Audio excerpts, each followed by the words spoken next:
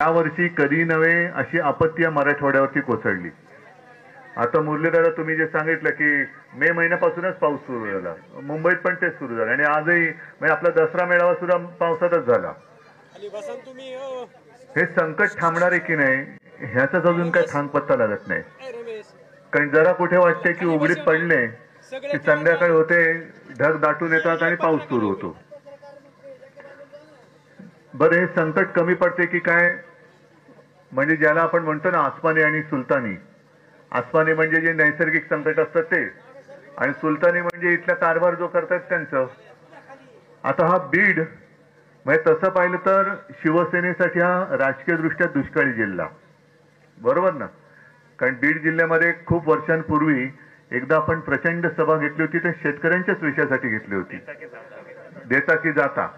आणि त्यावेळेला आज आपल्या सोबत असलेले पवार साहेब केंद्रात कृषी मंत्री होते। देशामध्ये कोणत्याही राज्यातल्या शेतकऱ्यांनी कर्जमाफी मागितली नव्हती, ती आपल्या महाराष्ट्रातल्या शेतकऱ्यांनी एकवटून मागितली। आणि त्याच्यामुळे तेव्हा कदाचित पहिल्या प्रथम किंवा बऱ्याच वर्षानंतर देशातल्या सर्व शेतकऱ्यांना मनमोहन सिंग पंतप्रधान असताना पहिली कर्जमाफी देण्यात आली। त्याच्यानंतर आपलं युतीचं सरकार आलं, यांनी जाहीर केलं छत्रपती शिवाजी महाराज कर्जमाफी। त्यातले किती लोकांना किती मिळाले मला कल्पना नाहीये, पण मी मात्र प्रामाणिकपणाने कोणताही अभ्यास न करता, ढ म्हणा पाहिजे तर मला, अडाणी म्हणा पाहिजे तर मला, पण शेतकरी प्रेम करतोय तर मला कोणी ढ म्हणू दे अडाणी म्हणू दे, पण अभ्यास न करता मी 2 लाखापर्यंत पीक कर्ज माफ केलं होतं। आता आपले जे मुख्यमंत्री बसलेले आहेत ते पंचांग काढून बसलेले आहेत, म्हणजे आता राहू कुठे केतू कुठे, आता त्यांच्या खुर्चीवर अनेक ग्रहांची वक्रदृष्टी आहे, त्याला आपण काय करू शकत नाही। आता कालच ते बिहारमध्ये बसता बसता पडले आणि पडता पडता बसले, तो भाग वेगळा। पण त्यांनी आता मुहूर्त काढलाय पुढच्या वर्षी जूनचा। आता जून मध्ये जर कर्जमुक्ती करणार असतील तर आता हे खरीपचं जे कर्ज डोक्यावर साठलेलं आहे त्याचे हप्ते भरायचे की नाही भरायचे। कारण जर कर्जमाफी होणार असेल तर हप्ते का भरा, आणि हप्ते नसेल भरणार नसू तर रब्बीसाठी कर्ज मिळणार आहे की नाही मिळणार आहे। मग पुनर्गठन जर का होणार असेल तर त्या सगळ्या कर्जाची माफी ही जून मध्ये होणार आहे का, याची उत्तरं कोण देणार आहे। मिळतात उत्तरं। आणि इथे महिला आलेल्या आहेत, लाडकी बहीण योजना खरंच घरामध्ये किती जणींना मिळते मला प्रामाणिकपणे सांगा, कारण मला त्याचे पुढचे प्रश्न आहेत। मिळतात का, मिळते। बरं निवडणुकीच्या आधी घरातल्या सर्व महिलांना मिळाली होती का एक दोघींना मिळाली होती, सबको मिली थी ना। आता नवीन त्यांनी काढलेला आहे नियम, घरातील 2च महिलांना मिळेल। नहीं ठीक है, चलो पल भर मान लिया, हर परिवार में 2 ही महिलाओं को ये इस योजना का लाभ मिलेगा। म्हणजे काय करतायत, घराघरात भांडण लावतायत। म्हणजे एका बाजूला आपले मोहनराव भागवत माहित आहेत ना, सरसंघ चालक, ते म्हणतात जास्तीत जास्त अपत्य जन्माला घाला, नातली जन्माला। मग एका घरामध्ये आई आणि 2 मुली असतील, सासू आणि 2 सुना असतील, 2 बहिणी असतील, 4 बहिणी असतील, मग त्यातल्या दोघींनाच मग कोणाला द्यायचं, सासूला द्यायचं, सुनेला द्यायचं, मुलीला द्यायचं, बहिणीला द्यायचं, कोणाला लाभ द्यायचा, म्हणजे घराघरात भांडणं लावायची। आणि लाडकी बहीण म्हणजे ज्यांना लाभ मिळतो ती लाडकी आणि ज्यांना मिळत नाही ती नावडती। हे कुठले, हे असं राज्यकर्ते असू शकत नाही। राज्यकर्ते सगळ्यांना समान वागणूक देणार पाहिजेत। आज मुद्दामून मी तुमच्याकडे का आलो, कारण ही आपत्ती आल्यानंतर तसं पाहिलं तर मराठवाडा हा अवर्षणग्रस्त आहे, म्हणून आपण ते वॉटर ग्रीड प्रकल्प वगैरे लावणार होतो, पण यावर्षी आखरीत घडलं। पाऊस एवढा येतोय की पुराचे लोंढेच्या लोंढे जमिनीत घुसले आणि जमीनच खरडून गेली। आता प्रश्न असा आहे की जे काय पीक हाताला लागलं होतं ते तर गेलं, सडून गेलं। मी पाहिलं त्यावेळी आपत्तीनंतर 3ऱ्या-4थ्या दिवशी आलो होतो, ढोपर ढोपर पाणी होतं शेतामध्ये आणि पूर्ण पीक सडून गेलं होतं। म्हणजे ते पीक गेलं, तरी देखील जे काय हाती लागलं होतं ते परत पडलेल्या पावसाने भिजून गेलं। म्हणजे विदर्भात तिकडे कापूस भिजला, सोयाबीन गेलं, सगळं गेलं। त्यातूनही जर काही कोणाच्या हाती लागलं असेल तर मुरलीजी सांगा त्याला हमी भाव तरी नीट मिळतोय का, मग काय कशासाठी शेती करायची। आता सुद्धा त्यांनी म्हणजे गेल्या 8-10 दिवसापूर्वी एक चळवळ थोडी उभी राहत होती, कर्जमुक्ती झालीच पाहिजे। मला पण बरं वाटलं की चला कोणतरी प्रश्न हाती घेते। मग त्यानं मुख्यमंत्र्यांनी बोलून घेतलं, कोपऱ्याला गुळ लावून सोडून दिलं। बसा गुळ, कोपऱ्याला गुळ म्हणजे काय, तो गुळ लावला तो चाटताही येत नाही आणि गुळ आहे मग काढायचा कसा? म्हणजे मोह पण आहे आणि काढता येत नाही. मग जून मध्ये कर्जमाफी होणार आहे, मग तोपर्यंत निवडणुका काढून घ्यायच्या. आता नगरपालिका नगर परिषदेच्या लावल्यात पण जिल्हा परिषद लावण्याची धमक नाही. मग तुमच्या तोंडी काहीतरी काय लावायचं मधाचं बोट, जून मध्ये कर्जमाफी करणार, आत्ता मतं द्या. मग त्यांना सांगायचं पहिलं आम्हाला कर्जमाफी द्या, मग तुम्हाला मतं देतो. आहे असं तुम्ही निर्णय घेऊ शकणारच का? तुम्ही जे आता म्हणालात ना की काहीतरी मार्ग काढा, मार्ग हाच आहे. सरकार जर दगाबाज असेल तर दगाबाजाला दग्यानेच मारायला पाहिजे. जर दगा आपल्याशी कोण करत असेल तर त्याला सुद्धा त्याचेच दात त्याच्या घशामध्ये घातले पाहिजेत. आता जर का तुमच्या इकडे निवडणुका लागतील, अजून इथे निवडणुका तशा जाहीर नाही झालेल्या, जिल्हा परिषदेवर लागतील आणि जे सरकारी येतील मंत्री संत्री वाजंत्री घेऊन त्यांना सांगायचं पहिलं माफी दे, कर्जमुक्ती कर, माफी नाही. माफी हा शब्द चुकीचा आहे, कारण माफी कोणाला देतात? गुन्हेगाराला. माझा शेतकरी गुन्हेगार नाहीये, माझा शेतकरी हा अन्नदाता आहे. त्याच्यामुळे आम्हाला कर्जमुक्ती पाहिजे. ती निवडणुकीच्या आधी केली तर आणि तरच तुला मत देऊ. कारण निवडणुकीच्या आधी माझ्याकडे व्हिडिओ आहेत देवेंद्र फडणवीसांचा, आमचं सरकार आल्यानंतर शेतकऱ्यांचा 7-12 करू, कोरा कोरा कोरा, अरे चोरा. आता कुठे गेलास? आता कुठे गेलास? आणि अजित पवारांचं पण आहे, तो शोधतोय मी. कर्जमुक्त माफी नाही केलं तर नाव लावणार नाही. मग आता काय लावणार? तर तुम्ही सुद्धा ते काहीतरी शेतकरी म्हणून एकवटणार आहात की नाही? आहे ना, आता हिंदू मुसलमान इकडे बसलेले आहेत. मग पुन्हा जातीपाती म्हणजे पहिल्यांदा काय करायचं? हिंदू मुसलमान मध्ये मारामारी लावा. मग हिंदूंमध्ये मराठी अमराठी करा, मग मराठी माणसामध्ये मराठा मराठी तर करा. मग आपण एकमेकाची डोकी फोडत बसायची आणि आपले मस्त डोक्याला तेल चंपी मालिश करत सत्ता भोगून मोकळे. आता नाही चालायचं असं. मी तुम्हाला जे काय प्रश्न विचारतोय, लाडक्या बहिणीचे विचारले, किती जणांना मिळतोय लाभ, आता केवायसी करायचं, मग त्याच्यामध्ये सुद्धा घोटाळा आहे. अनेक तिकडे या लोकांनी बापे घुसून ठेवलेत महिलांच्या नावाने, त्यांनी पैसे काढलेले आहेत. त्याच्यानंतर आता ताई तुम्ही जी यादी वाचली, पर हेक्टरी, आमचं तर म्हणणं आहे पर हेक्टरी 50,000 रुपये मिळालेच पाहिजेत. पूर्ण कर्जमाफी झालीच पाहिजे, ही मागणी आहे. कर्जमुक्ती झालीच पाहिजे ही मागणी आहे. पण तरी देखील त्यांनी जे काय पॅकेज जाहीर केलं, इतिहासातील सगळ्यात मोठं पॅकेज कुठे जे जाहीर कोणी केलं? मुख्यमंत्र्यांनी केलं ना. दुसरे दोघं जे आहेत ते अनर्थ मंत्री आणि तिसरे जे दाढी खाजत फिरतात ते नगर विकास मंत्री. ते काय उपमुख्यमंत्री नाहीयेत, कारण ते संविधानात उपमुख्यमंत्री हा शब्दच नाहीये.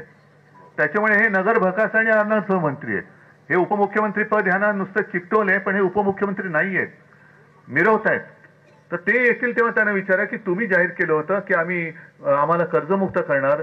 झालं ना, आता वर्ष झालं, अजून एक वर्ष, अजूनही महिनाभर 6 महिन्यानंतर म्हणजे त्यांनी जे काय केलं होतं 2017ला जी कर्जमुक्ती त्यांनी केली होती, छत्रपती शिवाजी महाराजांचं नाव लावलं, पण किती जणांचं खरंच त्या योजनेत कर्जमुक्त झाले?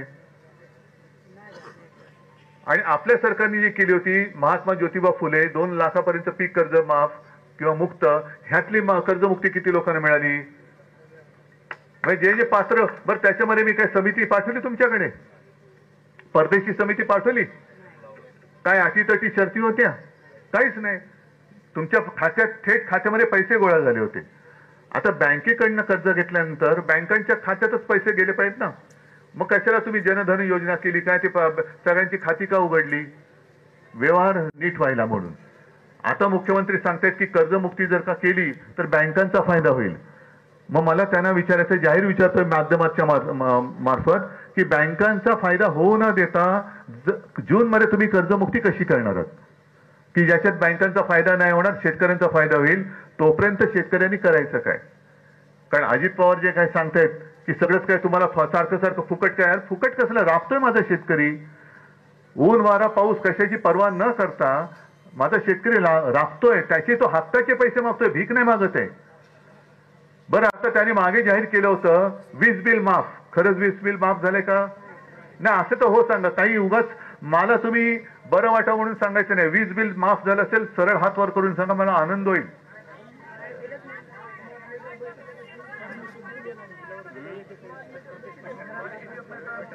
नाही, शेतीचं, कृषी पंपाचं शेतकऱ्याचं झालंय ना. मग ताई आता खरडून गेलेल्या जमिनीमध्ये माफ केलेल्या विजेने कशी शेती पिकवणार? आहे का उत्तर? कृषी पंपाचं जर वीज बिल माफ केलं असेल आनंदाची गोष्ट आहे, पण त्या विजेचं घेऊन करू काय? आता जमीन खरडून गेलेली आहे, वीज घेऊन करू काय? कारण शेतकरी म्हणते तुमचं आता आमची कर्जमुक्ती करा, हेक्टरी 50,000 रुपये द्या, पण पहिला आता रब्बीचा हंगाम घ्यायला आमची जी माती वाहून गेली माती तर द्या. म्हणजे माती गेलेली आहे वाहून, त्याच्यानंतर कर्ज डोक्यावर चढलेले, गुरंढोरं जनावरं जी वाहून गेली, किती जणांना पैसे मिळाले? कोंबड्यांचे पैसे किती जणांना मिळाले? शेळ्या मेंढ्यांचे किती जणांना मिळाले? अरे पण कागदावर लिहिले ना इतिहासातली सगळ्यात मोठं पॅकेज म्हणून. मग इतिहासातला सगळ्यात मोठा दगा हा या मतचोरी करून आलेल्या सरकारने माझ्या शेतकऱ्याला दिलेला आहे. मी सोडणार नाहीये, पण प्रश्न मी तुम्हाला विचारतोय. आम्ही संघर्ष करतोय. एक 4 दिवसापूर्वी सुद्धा मुंबईमध्ये मोठा मोर्चा काढला. कशासाठी काढला? काय विषय तुमच्याकडे आला? मत चोरी म्हणजे तुम्हाला कळलं काय? म्हणजे शेतकऱ्यांनी पहिली समजा तुम्हाला समजून सांगतो, शेतकऱ्यांनी पहिली पेरणी केली आणि पाऊस नाही आला, मग काय करावं लागतं? दुबार पेरणी, बरोबर ना? समजा दुर्दैवाने त्याच्यातही पाऊस नाही आला तर तिबार. म्हणजे मी हे दुबार तिबार पेरणी ऐकली होती, इकडे दुबार तिबार मतदार नोंदलेत. म्हणजे एकाच नावाने इकडे पण मतदान करतोय तो, तिकडे पण मतदान करतोय तो, तिकडे पण मतदान करतोय. आणि तुम्हाला भेटायच्या आधी मी जिथे पैठणमध्ये गेलो होतो तिथला आमदार तर सांगतो बाहेरून 20,000 का किती मतदार आणले आणि आम्ही जिंकलो. मग तुम्ही काय करताय? तुमच्या नावावरती तुम्हाला असं वाटतं हे तुम्ही निवडून दिलेलं सरकार असेल, आनंदात राहा. मला काही तुमच्यात आणि सरकारमध्ये यायचं नाहीये. पण जर सरकार मतचोरी करून आलेलं असेल, जर सरकार दगाबाजी करून कारभार करत असेल, तर मग मात्र त्याला जाब हा विचारावाच लागेल. मी आज मुख्यतः जास्त करून बोलायला नाही आलेलो, मी तुम्हाला बोलतं करण्यासाठी आलेलो आहे. जे तुम्ही आता सगळं बोललात ना, हे अशा अडचणी येतात, मंत्री येतील त्यांच्या समोर उभे राहून प्रश्न विचारा.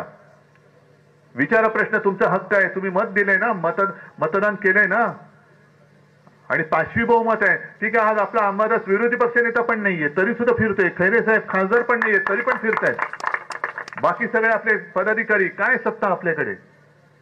आमचं सत्तेशी काही देणं घेणं नाहीये, पण जे माझे जीवाभावाचे ज्यांच्यासाठी आम्हाला सत्ता हवी, कारण जर आज आपलं सरकार असतं तर मी तुम्हाला रडायला दिलं नसतं, तुमच्या डोळ्यात मी अश्रू येऊ दिले नसते. तर आता ही वेळ आलेली आहे की सगळ्यांनी एकजुटीने उभं राहायचंय. विसरून जा सगळे तुमच्यातले मतभेद काय असतील सगळे बाजूला ठेवा, पण पहिलं या दगाबाज सरकारला धडा शिकवा. आणि म्हणून मी सरकारला एक नाही म्हटलं तरी तुमची जूनची मुदत आम्हाला मान्य नाही आहे का रे? आणि जूनची मुदत जर का सरकार देत असेल तर मुख्यमंत्री आता आलेच म्हणतात, कारण मी तुमच्या बरोबर फिरतोय. मुख्यमंत्री कुठे आहेत? म्हणजे महाराष्ट्रातला शेतकरी आपत्तीमध्ये संकटात सापडलाय. अन्नदाता शेतकरी विचारते खाऊ काय, पण त्याला वाऱ्यावर सोडून मुख्यमंत्री बिहारमध्ये. आणि माझ्याकडे तोही व्हिडिओ आहे की मुख्यमंत्री तिथल्या प्रचारक सांगतायत कि आपले पंतप्रधानचं सगळ्या राज्यावरती प्रेम है, लेकिन अंदर की बात मैं बताता हूं, प्रधानमंत्री जी का सबसे ज्यादा प्यार बिहार पे है. म्हणजे महाराष्ट्र काय सावत्र पोरगा आहे का तुमचा? का महाराष्ट्र काय गुन्हेगार आहे तुमचा? म्हणजे इकडे भोगायचं आणि तिकडे जाऊन मला काही पोटात दुखत नाही. बिहारवरती काय पंतप्रधानांचं सगळीकडे अगदी मणिपूरवरती सुद्धा प्रेम पाहिजे, काश्मीर पासून कन्याकुमारी पर्यंत पंतप्रधानांचं प्रेम पाहिजे. पण हा आवडता हा नावडता माझ्या लाडक्या बहिणींसाठी कुटुंबातील दोघींना आणि बिहारमधील सगळ्या कुटुंबातील सगळ्या बहिणींच्या महिलांच्या खात्यामध्ये 10,000 रुपये दिले का? निवडणूक आहे. तर हा जो काही भेदभाव चाललाय, अरे जरा नीट जागे व्हा. नाहीतर दरवेळेला काय होतं, निवडणूक आली का एखादी योजना जाहीर करतात, आम्ही याव करू आणि त्याव करू, मग आपण नुसतं बळी पडतो, निवडून देतो आणि मग कपाळाला हात लावण्याची वेळ येते. तर कृपा करा, तुमच्यासोबत शिवसेना आहे, धीर सोडू नका, पण एकजुटीने आता उभे राहा. शेतकरी म्हणून आता एकजुटीने उभे राहा. आणि एकजुटीने जेव्हा सरकारच्या समोर उभे राहाल तेव्हा सरकार कोणाचंही असलं तरी तुमच्या समोर त्यांना गुडघे टेकावेच लागतील, कोणी असू रे. आणि त्याचसाठी मी आलेलो आहे. या सगळ्या गोष्टी यादी वगैरे घेऊन जातो, हे जाऊन काही घरी घेऊन म्हणजे असं घेऊन झोपणार नाहीये. विधिमंडळाचं अधिवेशन येते, त्या विधिमंडळामध्ये हे सगळे प्रश्न हे सरकारला थेट तोंडावरती विचारल्याशिवाय आम्ही राहणार नाही. आणि माझं तर म्हणणं असं आहे की जी मदत सरकारने जाहीर केले, दिवाळीच्या आत देणार होते, दिवाळी होऊन गेली, अजून एक पैसा आलेला नाहीये. काल सुद्धा मंत्रिमंडळाची बैठक झाली, मग तणातणी झाली, असं कळलं की आम्ही जाहीर केले मदत, अजून अधिकाऱ्यांमध्ये काढला. काय करणार अधिकारी? पैसे जाहीर केले, दिलेत कुठे? तर हे सगळी नाटकं आता बंद करा. लोकांना आता कळलंय, लोकांच्या डोळ्यावरती जी खोट्या थापांची पट्टी भाजप आणि त्यांच्या सगळ्या मित्रपक्षांनी बांधली होती ती आता गळून पडलेली आहे. आता जनता जागी झालेली आहे. आणि म्हणून तुम्हाला एकच विनंती करतो की कुठेही धीर सोडू नका. ज्या ज्या काही गोष्टी, आता पीक विम्याची सुद्धा हीच कथा आहे. पीक विमा सुद्धा मी आता जास्त मोठं बोलत नाही, कारण आणखीन पुढच्या 3-4 ठिकाणी जायचंय. तर या सगळ्या ताई, तुम्ही ही जी माहिती दिली ना, अशी माहिती सगळ्यांनी सगळ्या सर्कलमधनं मला गोळा करून पाहिजे, की जेणेकरून अधिवेशनाच्या वेळेला भर सभागृहात त्यांना ही त्यांच्या समोर ठेवून त्यांना त्याच्यावरती मी जाब विचारेन.